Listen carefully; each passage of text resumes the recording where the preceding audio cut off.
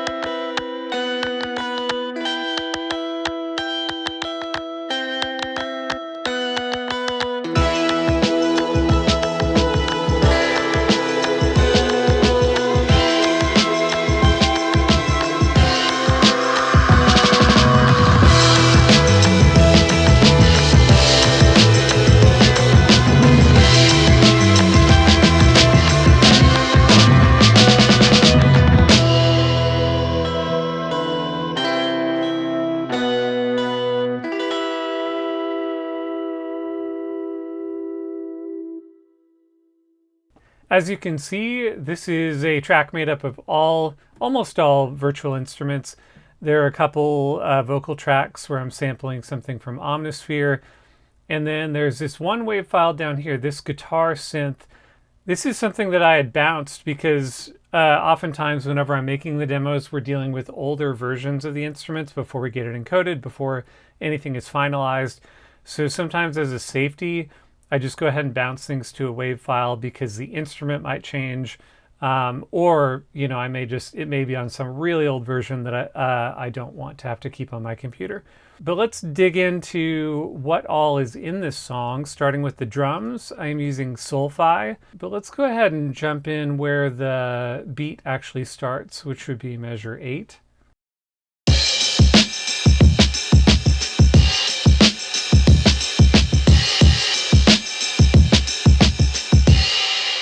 And I am using Tone Architect on here, and it looks like I just did something with the initialized preset. It's not an actual preset.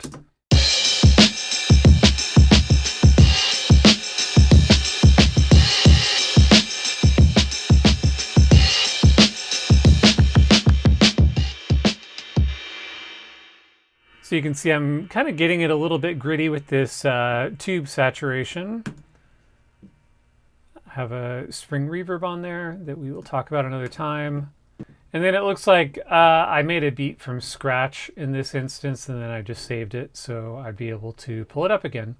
And it looks like I am doing something that I normally advise against, which is I have made 2 bass tracks here. There's one track with Retrograde Bass, and then there's a Voyager Bass synth. The bass synth is a little more subby, and then the Retrograde Bass, I'm using a palm muted sound, and it's a little bit higher up in the fret range, so they don't interfere with each other too much. Let's hear the Retrograde Bass and drums together.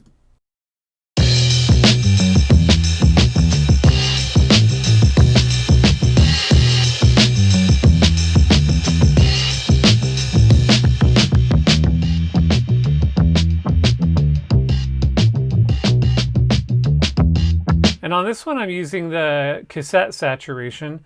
And what I'm doing with the bass on this one is probably not like a thing that you would normally do with modern music, but I was really going for a very specific sound from like the 70s. So it's honestly, it's kind of a very muddy bass sound, but it's what I wanted for this. Let's now hear it with this Voyager Guitar synth bass thing too, and I'm going to go ahead and load that up.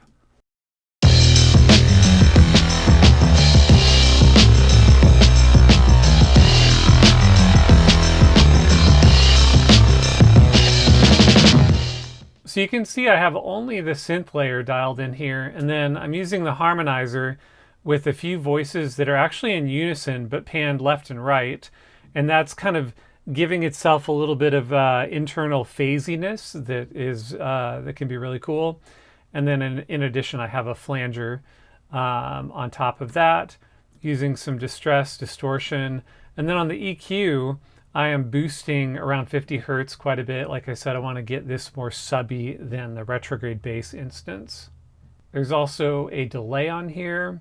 Let's go ahead and hear this guitar synth in here too. I can't pull up the instance of it, as I mentioned earlier, but let's just hear these together.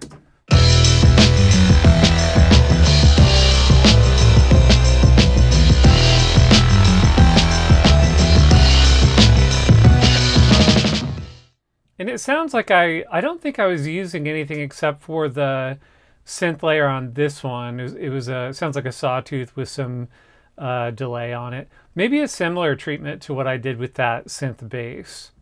So let's get into some of the other guitar layers that are a little more guitar sounding. I have a few of these more cleaner sounds kind of stacked on top of each other.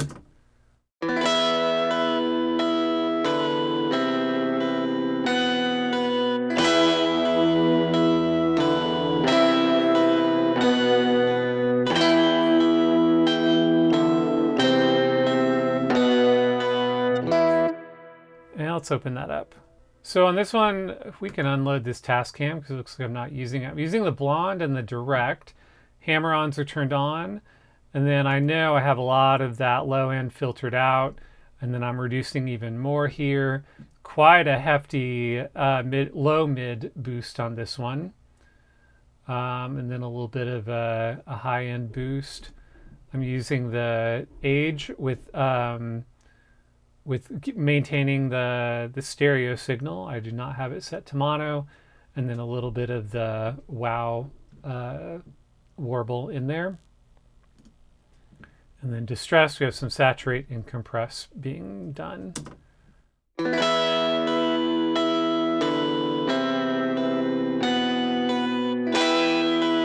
I have it turned all the way to the R88 sound. This Gibson Blonde amp, I had mentioned in the walkthrough, this is like a thinner sounding amp. And in isolation, that may not be totally like what you think you want, but in the mix, you really don't normally want a ton of low end on the electric guitar. So that is one of them. And then let's check this other one that I have. And it looks like I have this saved as a preset, so you'll be able to use this. This one, it looks like I made from scratch, but this one is a preset that you will receive with the instrument. Okay, so here's this one.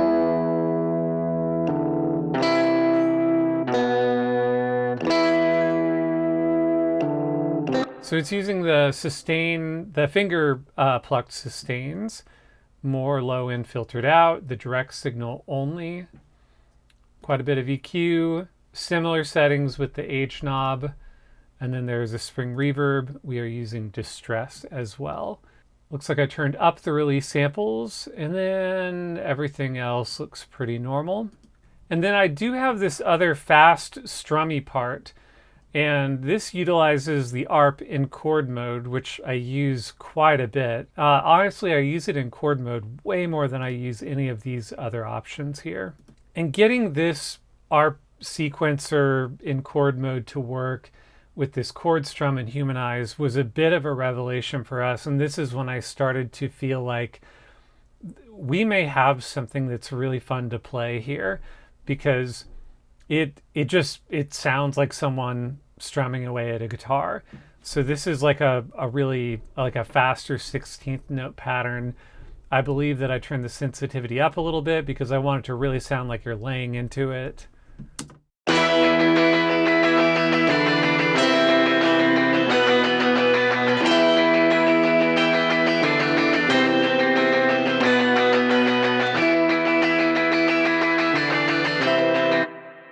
All right, let's hear everything we've talked about so far all together.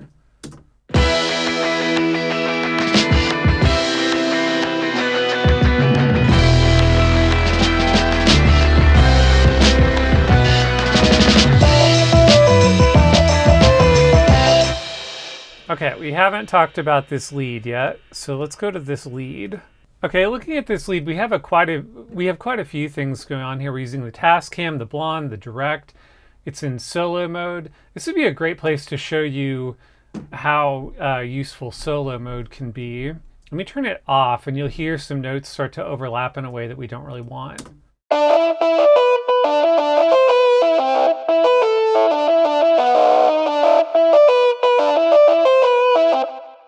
So let's turn it on now. And now it's not going to let those overlapping notes happen. It's going to make sure that there's only one note at a time.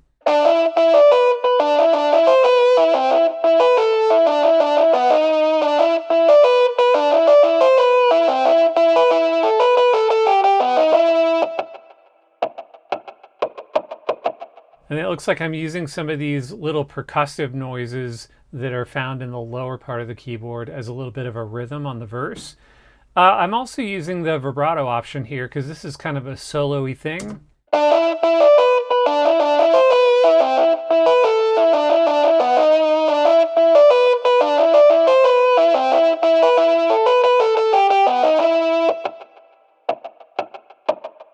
And I do have this saved as a preset as well. Sustains and lead. End is the name of this track. Keep in mind that it only saves the things that have locks on them. So these settings adjustments will not be saved into the preset. So I believe that's all the instruments outside of the vocals. Let's just hear this little instrumental section here at the end where everything is kind of happening all together.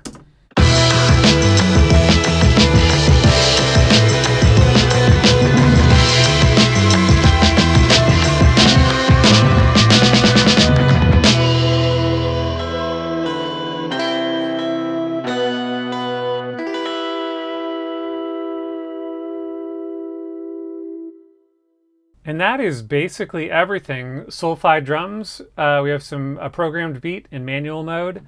We have a retrograde bass line that's playing a little bit upper towards like the 10th fret kind of sound. A more synthy bass that is created with Voyager Guitar. There is a Voyager Guitar lead, and then a couple of rhythm parts. Some finger plucked, some that are using the arp in a faster strumming pattern, a guitar synth, and then some vocal samples from the Omnisphere. And that is everything inside this track called End.